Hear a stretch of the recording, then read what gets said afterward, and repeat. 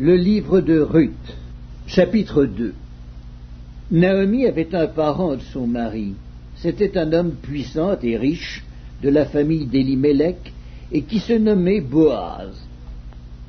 Ruth, la Moabite, dit à Naomi, « Laisse-moi, je te prie, aller glaner des épis dans le champ de celui aux yeux duquel je trouverai grâce. » Elle lui répondit, « Va, ma fille. » Elle alla glaner dans un champ derrière les moissonneurs, et il se trouva par hasard que la pièce de terre appartenait à Boaz, qui était de la famille d'Élimélec.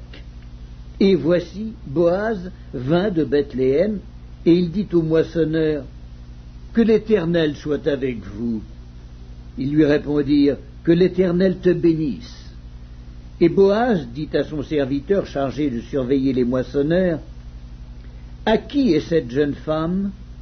Le serviteur chargé de surveiller les moissonneurs répondit, « C'est une jeune femme moabite qui est revenue avec Naomi du pays de Moab.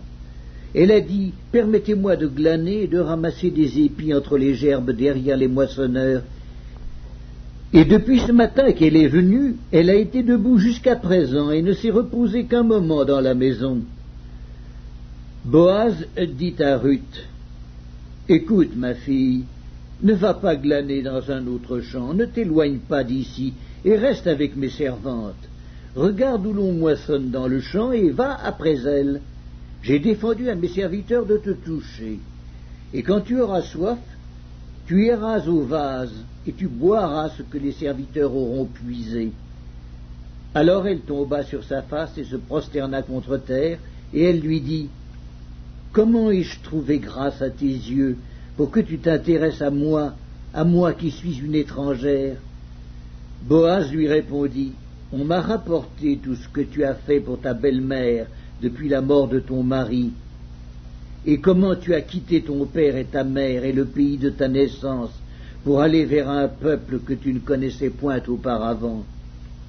Que l'Éternel te rende ce que tu as fait, et que ta récompense soit entière de la part de l'Éternel, le Dieu d'Israël, sous les ailes duquel tu es venu te réfugier. » Et elle dit, « Oh, que je trouve grâce à tes yeux, mon Seigneur, car tu m'as consolé et tu as parlé au cœur de ta servante, et pourtant je ne suis pas, moi, comme l'une de tes servantes. » Au moment du repas, Boaz dit à Ruth, « Approche, mange du pain et trempe ton morceau dans le vinaigre. » Elle s'assit à côté des moissonneurs.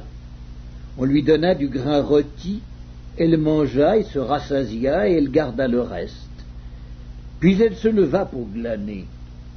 Boaz donna cet ordre à ses serviteurs, « Qu'elle glane aussi entre les gerbes, et ne l'inquiétez pas, et même vous ôterez pour elle des gerbes quelques épis, que vous la laisserez glaner sans lui faire de reproches. » Elle glana dans le champ jusqu'au soir, et elle bâtit ce qu'elle avait glané. Il y eut environ un épha d'orge. Elle l'emporta et rentra dans la ville, et sa belle-mère vit ce qu'elle avait glané. Elle sortit aussi les restes de son repas et les lui donna. Sa belle-mère lui dit, « Où as-tu glané aujourd'hui, et où as-tu travaillé? Béni soit celui qui s'est intéressé à toi. » Et Ruth fit connaître à sa belle-mère chez qui elle avait travaillé.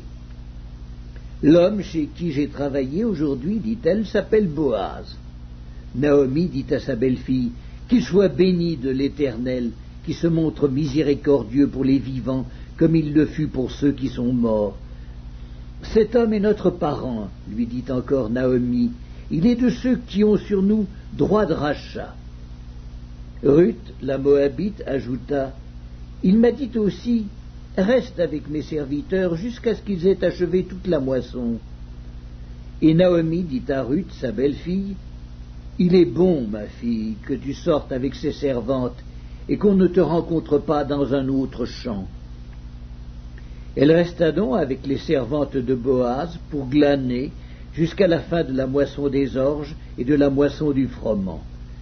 Et elle demeurait avec sa belle-mère.